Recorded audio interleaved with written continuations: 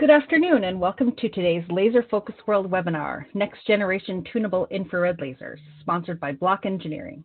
I'm Justine Murphy with Laser Focus World, a division of Endeavor Business Media's Design and Engineering Group. We welcome your questions during the webcast today. They'll be addressed during a Q&A session following the main presentation. You can send them at any time by simply typing into the Ask a Question box and hitting send. We'll answer as many of those questions as possible during the Q&A session.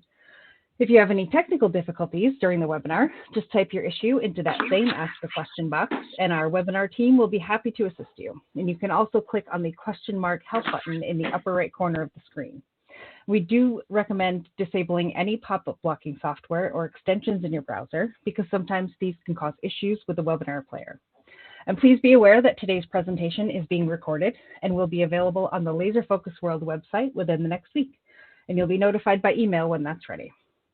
And now I'm thrilled to introduce today's speakers, Peter Logis, Vice President of Product Management at Block Engineering, where he is responsible for product strategy and execution to align the company's innovative laser technologies and sensor systems with market requirements. He has decades of experience with infrared technology companies, as well as degrees in physics and business management.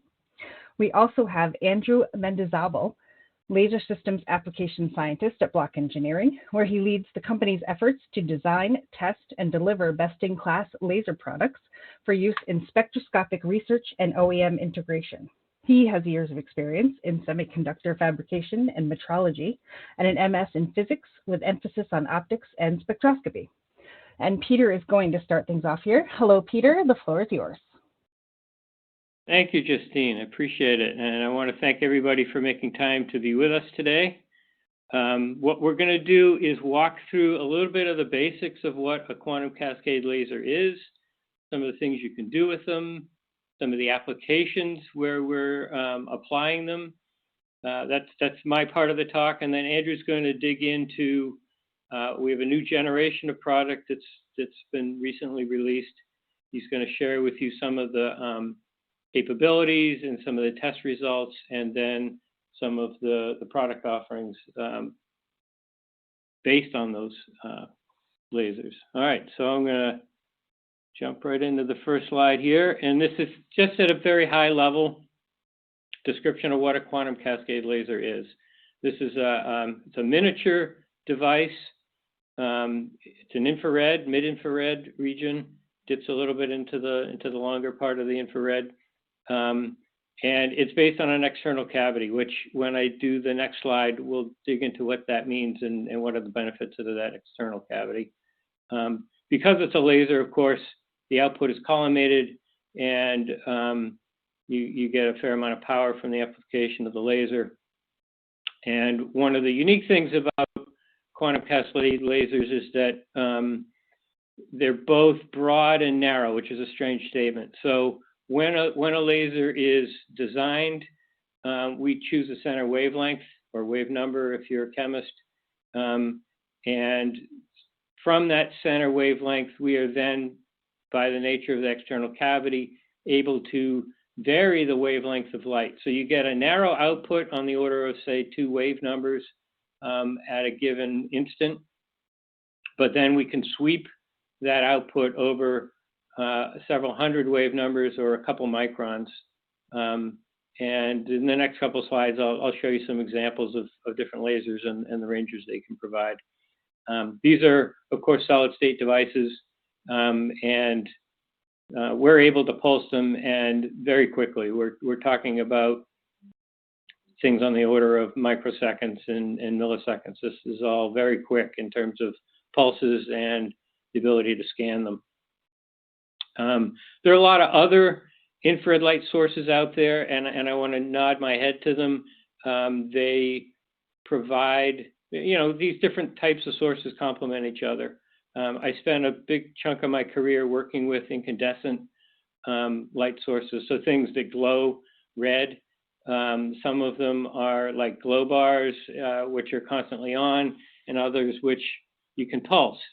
And they are very useful in gas measurements, especially short distance and things you might want to put on the wall for like monitoring CO2 in an office environment. Our friends at Boston Electronics represent several companies that make a wide variety of these. If that's of interest to you, then certainly look them up. And there's a lot of good options there in the incandescent space. TFBs give super narrow output. I mentioned a couple wave numbers for the quantum cascade lasers. The DFBs are a fraction of a wave number, so it's very tight, and I believe these were largely developed for signaling and communications. And they're able to sweep, but certainly not over as broad a range as the QCLs. And ICL is another type of laser, which gives you some narrow tuning ability. Not as much oomph as a QCL, but they certainly have their place. So that's just kind of a little bit of lay of the land. Now I'm going to dig in a little bit more on the QCL. And I keep saying QCL, quantum cascade laser is the product, but shorthand QCL. Sorry if that was confusing at the beginning. So the way these are built is a stack of layers, and basically each set of layers creates little quantum wells. And by stacking these up, you're basically, when an electron passes through one of these quantum wells, there's a difference in energy allowed state in each side of this quantum well. And when the electron passes through the well, the energy difference causes a photon to be emitted. And that photon is the light that we're talking about, the infrared light. And when you stack these up, the electron is going to pass through a series of these. And as it makes each of these transitions, you again get a different photon. And the art of designing these is creating these stacked layers so that each of these transitions creates a different wavelength of light. So now you kind of created like a broadband spectrum, but it's quite weak. The next piece of the puzzle is adding a diffraction grating, and this is the external cavity I was referring to earlier. So you add a diffraction grating, and you position the grating such that it chooses one of those colors of light. And the chip is going to keep emitting, and the diffraction grating is going to be sending light back, and you get an amplification of that one color of light. It becomes quite bright. And then that goes out the left side of the system. You can see that in that diagram on the bottom left. So that gives you a strong output at one wave number or one wavelength in a given instance. And then the sweeping that I mentioned before in terms of covering a large band of color comes from tilting that diffraction grating. So you tilt it to a new position, you then amplify one of those other colors that's coming out of the stack of quantum wells, and now you're outputting a different color. And so the art with these devices is managing that tuning so that it's quick and accurate and repeatable and gets you a lot of bright light at a given color, and the ability to choose colors from the rainbow that crystal is able to emit. The next slide. So here's some examples. I mentioned that when each device is born or designed, we choose a center wave number. So if you look at the bottom left of this curve, at 900 wave numbers is the center of that purple, almost Gaussian curve there. That was the center wavelength. And then the tilting of the diffraction grating allows you to sweep that all the way down to, I don't have the exact number, but 760, 780, all the way up to 1050 or something like that. And so each of these curves represents a different designed chip. And so the output of that chip is fixed to that spectrum that you see for one of these different curves. But then which part of that bell curve do we output is selectable and can be designed when you're planning to run the device. So here on the left is the device itself. That gold, call it a box, that body there, it contains the quantum cascade chip. but it also has the grating and some mirrors and lenses and all the optics to create the full external cavity device. And then the light exits through that little aperture you can see there on the left side of it. The electronics on the back of it do the fine control of the voltage to the quantum cascade chip, and also the management of the grating, and the pulsing, which is the other piece of what's going on here. Is we're rapidly pulsing the crystals so that you get pulsed output, which is very helpful for developing the sensor around it.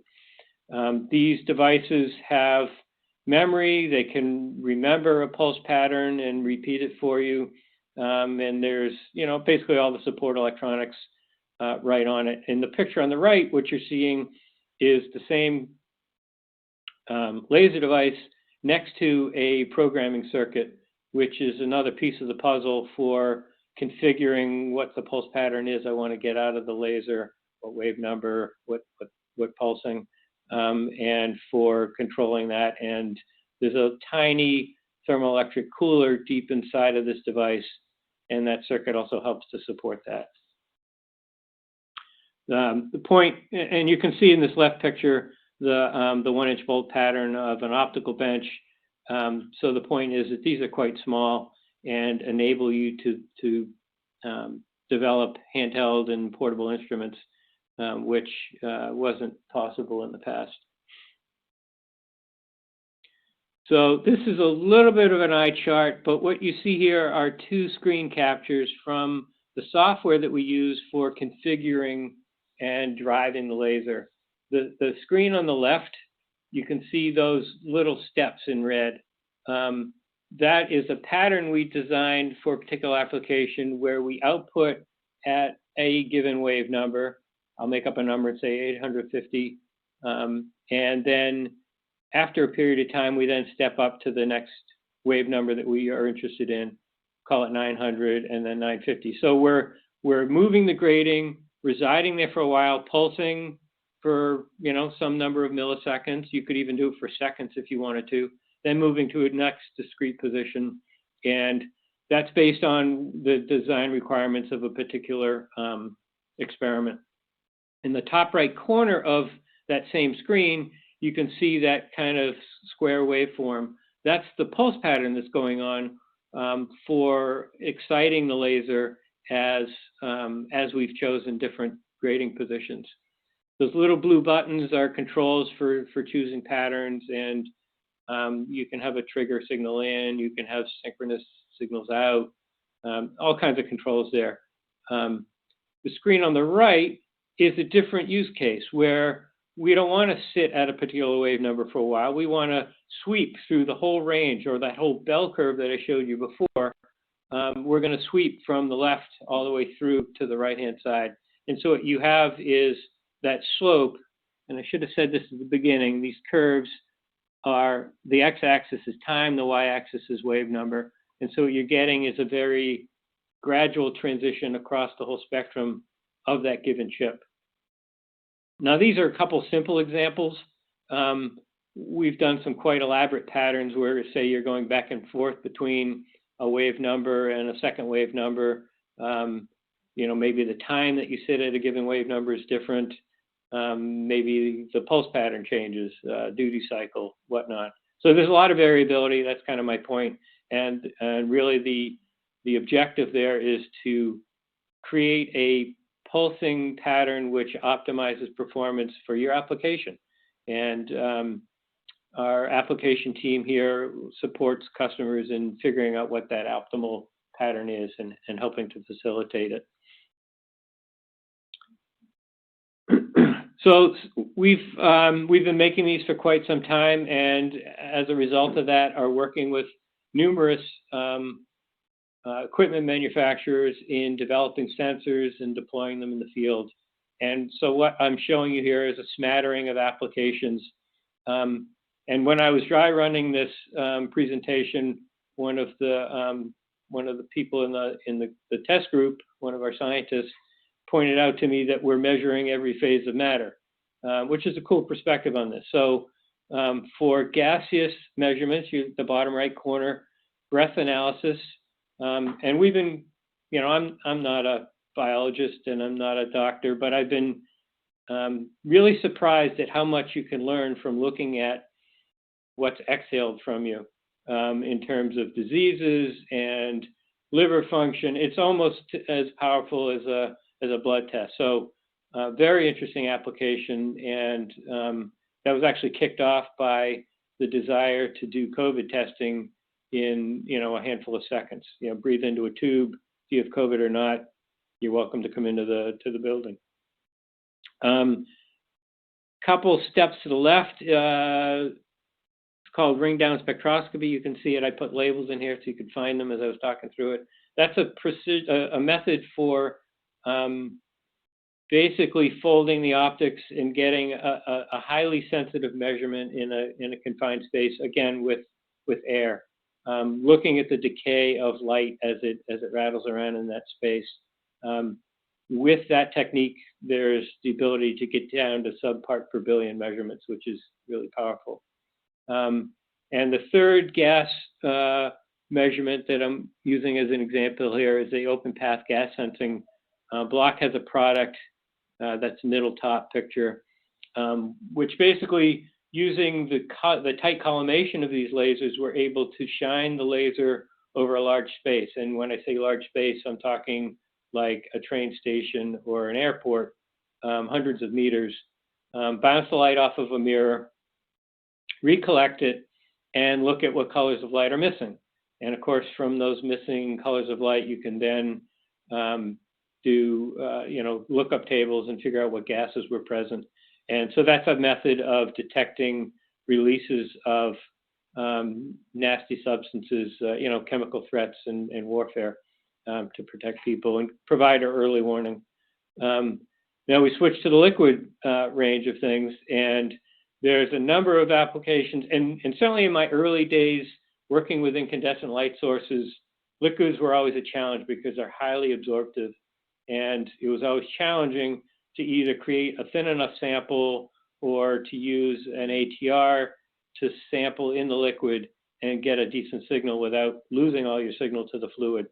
And that's, to me, one of the exciting things about QCLs is they now provide enough power that you can do sampling in liquids and get decent resolution and penetration through more than just micron thick samples. So there's numerous applications there for process control, monitoring live what's in the fluid and what variables do I need to control on the process management side to optimize the process, whether I'm building a chemistry or trying to manage wastewater, which is what this picture is from. We are working with several groups interested in adding, I'm switching phases here. We're going to talk about solids. FTIR certainly is traditionally, there's some gas cells, but there's also a lot of reflection measurements you do with FTIRs, and adding a QCL to this certainly helps expand the useful range of FTIRs into other substances and scenarios. Top left picture is another interesting medical application where you shine light on a tissue and you can look at the infrared signature and determine whether it's cancerous or not, which is very powerful in the operating room. Currently, the approach is to take a sample, run to a lab, and inspect it under a microscope. And being able to get that rapid feedback and not have a patient sitting on the table for an extended period of time waiting is pretty exciting. So that product's in clinical trials and should roll out in the next year or two. And lastly, sorry, Andrew, I've been digging into this longer than probably intended. The one on the bottom left is another core technology of blocks in which we're shining the infrared light on a surface, looking at reflected light, and creating what is called a hyperspectral image, which basically means you have a two-dimensional picture, but at each pixel, you also have a full infrared spectrum. And so you can then, using lookup libraries, determine the chemistry of what is sitting on that surface in every pixel. Very powerful for looking, picture yourself at the TSA and they're swabbing your bag because they have concerns. This is able to do that same process just by looking at the surface, not touching it. And, we can do this from quite a distance. So that's in development, certainly not a product out in the market yet, but very promising new application for quantum cascade lasers. So having given you that background, I'm going to now turn it over to Andrew, who's going to talk through some of the attributes of the new generation of lasers and some of the test results we've seen in our lab and at customer sites. All right, thank you. So as Peter mentioned, we have a new generation of quantum cascade laser out. So that's what you see on the right side in the image there. That's two of the quantum cascade lasers sort of mounted on an optics bench for some testing. And so a few things that we'll discuss about this latest generation that we've developed here at Block will be sort of the thermal stability of these lasers, sort of the higher duty cycle that we can now achieve given faster thermal transfer away from the heat, or faster wicking of the heat away from the laser chip itself. Some new features that are available with some updated electronics, and then some test data that we've conducted for things like beam shape and size, temporal and thermal stability, pulse-to-pulse stability, and duty cycle adjustments for balancing out the power across an entire spectrum of a single QCL chip. So with that, we'll first dive into beam shape. So here on this slide, you can see two examples of a beam spot generated by our quantum cascade lasers. It would be a typical far field image, and is as the laser leaves, or as the beam leaves the laser housing, the spot size is about 2 millimeters by 4 millimeters or so, and is quite well collimated at less than 5 milliradians. And we typically see that we have a spot profile of TEM00, and we have a near diffraction limited beam. So this offers quite a few advantages as far as imaging goes. So for imaging, you really want a nice circular beam. And for standoff measurements, meaning measurements with some great distance between the laser and the sample, that tight collimation really helps. So something like the laser warn that Peter mentioned before, where we're measuring across hundreds of meters, that collimated beam really lends itself well to that particular application. Otherwise, you'd be losing a lot of light by the time the light returned to the sensor. And then additionally, for a near diffraction limited beam, you can also focus that quite intensely onto one particular sample that's rather small. So beam quality is quite important, and we have a performance that meets a lot of applications requirements. So next, we'll talk about some of the temporal stability of our quantum cascade lasers. So this will be a discussion of the laser output over some extended period of time. In this case, it will be over the course of hours. So we'll be discussing two different trials, one over the course of 6 hours, one over the course of 5 hours, where we're looking at monitoring both the wavelength or wave number in this particular case, and then monitoring the average power output over those many hours. So in the plot on the right, we can see that we're measuring wave number output of this particular laser, and in this trial, we had the laser mounted on a temperature-controlled base plate in our lab with a FTIR monitoring wavelength for this extended period of time. And we can see that we are pretty solid over these 6 hours at, 972.8 or so wave numbers. And if you sort of average any chunk of 1 hour from this 6 hour set, we can see that we have a wave number stability of about plus or minus 0.06 wave numbers. So it's quite a stable output, meaning that you don't have to take a reference very often if you're going to be taking measurements for extended periods of time. Then if we shift to the plot on the right, we'll see that we're looking at, again, time in hours on the x-axis, and we have percent power change on the y-axis. So this is a measurement of the average power output by the laser. So not quite the power that is output in a single pulse by the laser, which would be over the course of nanoseconds, but this would be the average power output over, say, a 2 or 3 second time scale measurement. So we're taking that data a great many times. And again, if we were to chunk this data into any 1 hour segment of this 5 hour set, we can see that we have a pretty stable power output that is, plus minus 0.14% over any given hour. So again, both of these things combined means that we don't have to be taking a reference every, say, 10 minutes. We can go an hour, 2 hours without taking a reference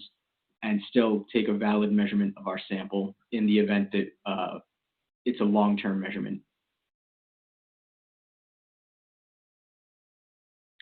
Next, we have pulse-to-pulse stability. So this is now sort of the flip side of the previous data sets that we were talking about, which are very short time frame measurements. So this is in the plot on the left, about 70,000 pulses, where we're looking at integrated pulse area, which is the energy provided in a single pulse. So the integration of power over time. And we can see that over the course of these 70,000 pulses, we are measuring for about, 160 milliseconds or so. And we can take all those pulses, and in this case, we put them into a histogram, which you can see on the right. So that is those 70,000 pulses placed or binned and placed so that we have a deviation from the average power, which you see on the the x-axis, sorry. And we have number of pulses in each bin on the y-axis. And from here, we can see that over this set of many pulses, we have a standard deviation of about 0.8%. So this is a really important factor for a lot of applications that are looking to take a lot of measurements very, very rapidly and build statistics. So we can also see in the histogram on the right, we follow generally a Gaussian shape here, meaning that if higher signal to noise is desired, you can sample for longer, and your signal to noise will improve over time with accumulating more samples. So again, this is very important for quick timescale measurements and taking a measurement of the same thing from one moment to the next as something is evolving in time. Next, we'll discuss the thermal stability of our lasers. And so similar to the previous tests, in this case, we placed the laser on a temperature-controlled base plate. This time, however, we did vary the temperature of the base plate instead of keeping it constant. So over the course of, say, an hour or so, we varied from one temperature to the next while maintaining the same beam output for the duration. And we, again, measured wave number and average power leaving the laser while we changed that base plate temperature that the laser is sitting on. So in the plot on the left, we are looking at wave number as compared to base plate temperature of the laser. And we can see that we varied it from 10 degrees Celsius all the way up to 65 degrees Celsius. And again, we would sort of let it sit at one temperature for some time while we collected data, and then move to the next temperature. And over the course of this change, we can see that we follow some trend, but that trend is fairly minimal. If you look at the y-axis, we are moving in a certainly sub-wave number over that entire range from 10 to 65 degrees Celsius. And this means that we have about 7 milli wave numbers of change per degree Celsius or Kelvin. So that means that as your environment changes around you, the wave number that is actually output by the laser will vary fairly minimally, or quite minimally. Then if we move to the plot on the right, we have laser base plate temperature again, where we're changing from 25 to 55 degrees Celsius. And on the left y-axis, we have average power output by the QCL. So here, we're seeing that we're hovering, in this case, right around 7 milliwatts for the duration of the time. And we are seeing over the entire range of the operating temperature here, we're seeing a power stability less than plus or minus 0.01% or so. So both of these output characteristics are quite constant as you're changing base plate temperature of the laser over the course of 10 to 65 degrees or thereabouts. And one of the things that is really important in maintaining this output over a wide temperature range is not only adjusting for your ambient or being sort of indifferent to ambient changes, but also it means that a lot of the times you don't need to supply a super active cooling system. In many cases, passive cooling is more than enough, something like just mounting it on a heat sink or heat fins. So that really simplifies any kind of prototyping, or it allows for miniaturization of a lot of products so that you can move towards something like a handheld product from a benchtop product.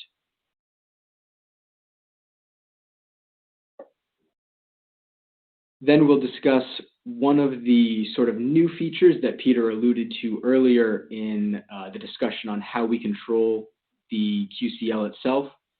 So we have sort of two factors at play here. One is that our new generation 2 lasers allows us to fire the laser at a higher duty cycle. So that means longer pulse widths relative to the pulse period of the laser. So for example, now we can achieve something like a 150 nanosecond pulse width at a 1 megahertz rep rate or a 1 microsecond pulse period. So now we can achieve much higher duty cycles, and this gives us a sort of new knob to adjust in our electronics, which is that we can adjust the duty cycle part way through one of the sweeps that Peter talked about. So that means, for example, a simple change would be from something like wave number 1000 to 1100, you could be sweeping at 5% duty cycle, and then from wave number 1100 to 1200, you could be sweeping at 10% duty cycle, thereby doubling the pulse width or something like that. So an extreme example of this would be the plot on the right, which has 3 lines in it. The blue line is sort of your typical power spectrum where you're just firing the laser at one given duty cycle. In this case, it is 5%, and you're sort of moving across all of the wave numbers in a quantum cascade laser's tunable range. And so you get that fairly Gaussian or bell curve looking output where we have wave number at the bottom and power on the y-axis.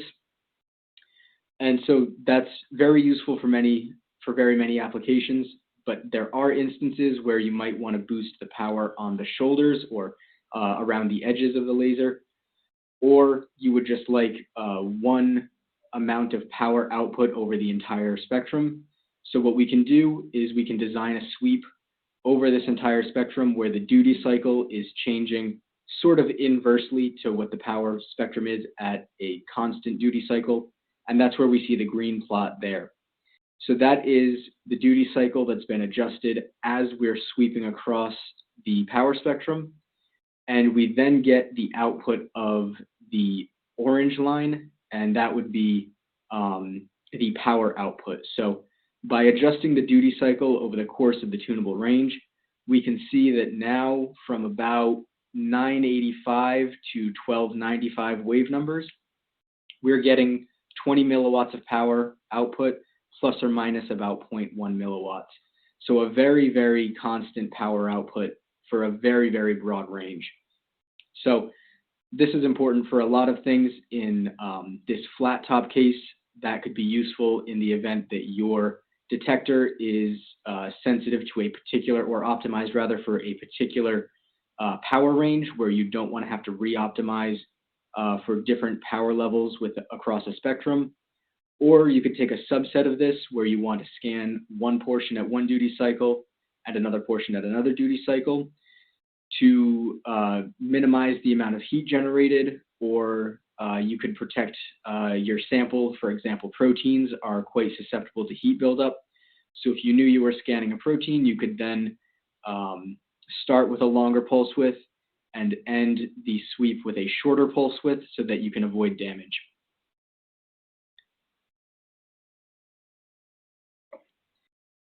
So next, we'll talk a little bit about the systems that we offer here at Block.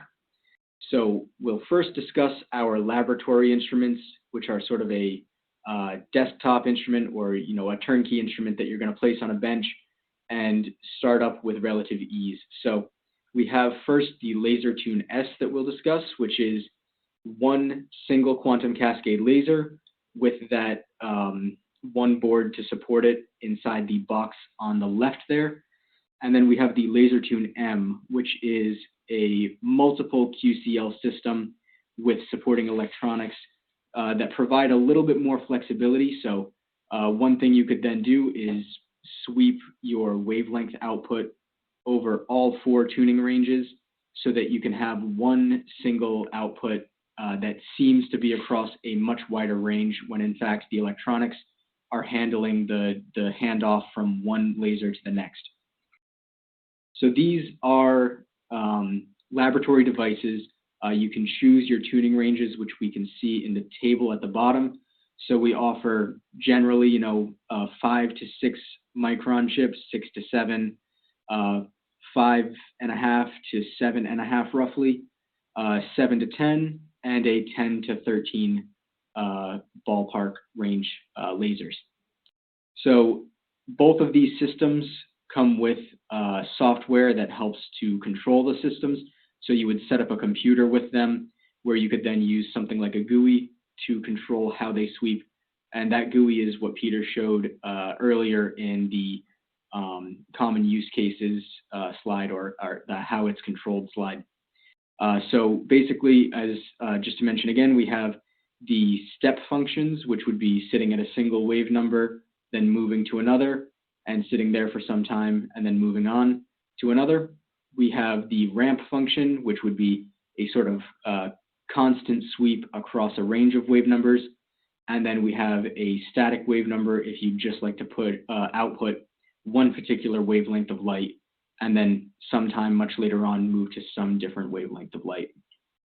So the LaserTune M does come with an optional MCT detector for those that are looking for a sort of place it down on the bench spectrometer where you can take spectra across a wide range, and you sort of order one thing and it comes with the light source and the detector.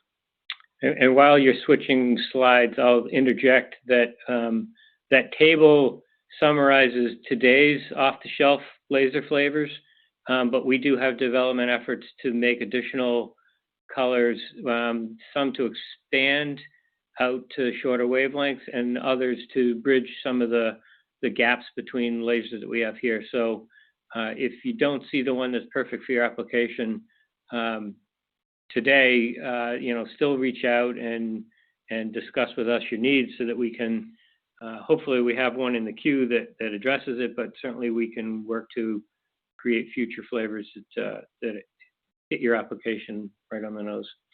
That's a great point. Thank you, Peter. So then we'll discuss a little bit about the OEM offerings that we have here at Block. So similarly to the LaserTune S and the LaserTune M, we have the MQCL, which would be multiple quantum cascade lasers, and the SQCL, which would be a single quantum cascade laser. So as you can see on the left, we have an offering that is sort of trimmed down as far as physical parts go, so that it's more easily integrated into an OEM application, something like a prototype or a product. And then the SQCL is offered as the standalone laser with that, that one board for supporting electronics, again, for integration into a prototype or product. So both of these come with software for controlling. Again, you could use the GUI user interface, or there is an SDK that's available so that you can sort of more automatically control the lasers. If you know how you want it to sweep ahead of time, you could say, you could set up an automated sweep pattern so that there's minimal interface with the lasers that's required for a given product. And all of the quantum cascade lasers here, whether it's the SQCL or sort of the combination of multiple lasers in the MQCL, they all come with a TEC inside the laser, so or inside the housing rather, which means that these systems oftentimes require very minimal external cooling, and typically we see that passive cooling measures are enough, something like a heat fin. They have compacts supporting electronics so that integrating into a handheld device or something like that is much easier. So with that, I believe we'll move on to our review here, which is just, you know, our lasers here at Block offer a really high quality beam output that's near diffraction limited, highly stable over a wide variety of operating ranges, and well collimated for precision measurements, both up close and focused down to a point, or far in a standoff situation. These quantum cascade lasers themselves, the gold body that you see here on the left, they are the smallest form factor available commercially today, and really only require passive cooling in most applications. So the sort of supporting equipment that's required for these is very minimal. These QCLs are offered in wavelength ranges currently from 5 to 13 microns or so, with more offerings in the works. And the real benefit of the quantum cascade laser is that it offers flexible tuning. So you can select your wave number, you can select how it's swept, you can select your pulse parameters, you can vary those pulse parameters in a sweep to custom fit your specific application. Those little boxes with the question marks, yeah, yeah, those were arrows. Something got lost in translation. So there's no doubt in those benefits. We're confident that we can deliver those capabilities. It's just a Windows quirk. Sorry. And so, yeah, with that, I believe we'll move on to the questions and answers segment. And we'll ask Justine to kind of moderate that for us. Yes, great. Thank you so much. That's a great presentation. And so, like you said, let's move into the Q&A. As I mentioned earlier, if you'd like to submit a question, just use that Ask a Question box. And there are several here in the queue, which is great. So we are going to jump right in. What is the fastest scan time your QCLs can achieve? The fastest scan time that our particular QCLs can achieve would be something like 160 milliseconds or so to cover, say, 300 wave numbers or thereabouts. So that means that you could scan the entire range of a single QCL about 5 times in 1 second if you're looking to cover the entire range. Okay. How much power do your QCLs output? Our QCLs, they range in output depending on the wavelength that you select. So as we saw, it sort of tapers a little bit toward the edges there, but we range from about 20 wave numbers or so at 5% duty cycle up to about 50, sorry, I believe I said wave numbers. I meant 20 milliwatts or so at 5% duty cycle up to 50 milliwatts or so at 15%. And again, that depends on where exactly you are in the spectrum. So that would fall off a bit toward the edges, but that's generally the amount of power that we're looking at. Okay. What ranges of pulse lengths are achievable with block QCLs? The pulse lengths that we offer are anywhere from 30 to 150 nanoseconds pulse widths, and they must be in increments of 10 nanoseconds, so that would be something like 30, 40, 50, and so on, all the way up to 150 nanoseconds. But we do have efforts to extend that to longer pulse widths currently, so more to come. Okay, great. Is the duty cycle adjusted by changing the repetition rate or the pulse length or both? The duty cycle can be adjusted either way. So for a lot of users, they want to keep the same repetition rate throughout one scan. And for those users, they would adjust the pulse width. But if that's not a restriction, then either can be adjusted to impact the duty cycle in one given scan. Okay. How do you control the tilt of the grating? That is a great question. That we have the grating is the output of the laser is controlled by a voltage set in that little board that's sitting on the back of the device. So at the factory, we calibrate the voltage setting to wave numbers, and so there's basically an equation that lives in the system, and you ask for a wave number, and it translates that into a voltage, and off it goes. Okay. What does the TEC in the QCL control the temperature of? Is it the laser diode? So the TEC within the QCL controls the set point for it is physically close to the diode, but it's not the diode or the laser chip itself. It is the sort of optics bench of everything holding the laser. So it's not the laser, but it's something very close to it. So that's what it's controlling. Okay. With the external cavity, are you selecting down to the single longitudinal laser mode, or is the output still multi-wavelength? So we do have a bit of line width in our output. So our output line width is about 2 wave numbers or so. So there is some multi-wavelength output, but it is quite a thin output for many applications. All right. Are there any issues with back reflections?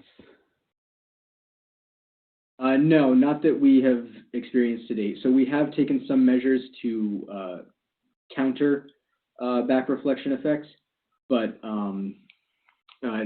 typically we find that there's not very many issues with that at all. And in fact, in one case with our laser warn, we actually typically use a retroreflector, which sends the light exactly, sends it back exactly the way it arrived. So there's very minimal effects of that, and we don't typically run into issues there. All right. Do you manufacture the laser diodes or the integrated systems? We do not manufacture the laser chips themselves, the QCL chip. We manufacture the package surrounding it. So the metal body, the optics inside, controlling how that all interacts with one another, that's what we manufacture, not so much the chip itself. And then the electronics that supports it, and the housing and the software and everything around it. Takes a foundry to make the chips themselves. A whole other kind of business. Yeah. All right. Can you point this at an IR camera and fry it? I suppose that depends on the specific IR camera. So I would say yes, certainly. Certainly make sure that you're within the operating range of that particular IR camera. But we do have use cases where we are shining into an IR camera or observing some kind of reflection with an IR camera. So it is possible there might just be a need for something like a neutral density filter before it. It's also an opportunity to use the duty cycle to turn down the average power. Right. So we can work with you to solve those issues before they happen. Okay. How accurate is the laser wavelength specified? I'm sorry. Does this calibration ever change or need to be verified? So the calibration of the laser wavelength is housed internal, as Peter sort of mentioned earlier. So it's that sort of voltage to wave number conversion. And very, very often we find that lasers that have been out sort of in the wild for years, they have no need for a recalibration if we ever receive them back for any reason.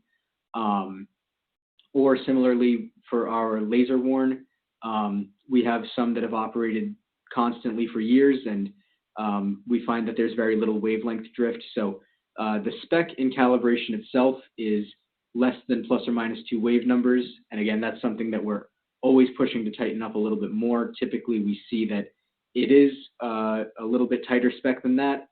But very, very frequently, we find that it does not need to be recalibrated. Okay. How does some reflection back into the laser change the output power and spectrum? That is not something that we've really observed, any kind of, change in the output power from back reflection. I would say that it could affect the power in the sense that if there's light returning to the QCL chip, that would deliver some energy and heat up the chip, very minimally so, but semiconductors are, their efficiency is pretty heavily based off of their temperature, so something like total output power might be affected, but it would be very, very minimal and is not something that we've observed in all our testing. So. Okay, well, unfortunately, we are just about out of time. Any questions that we weren't able to get to today will be addressed directly via email. On behalf of Laser Focus World and Endeavor Business Media, I'd like to again thank Peter Logis and Andrew Mendizabal for a great presentation, Block Engineering for sponsoring today's webinar, and of course, all of you too for joining us. Have a great day.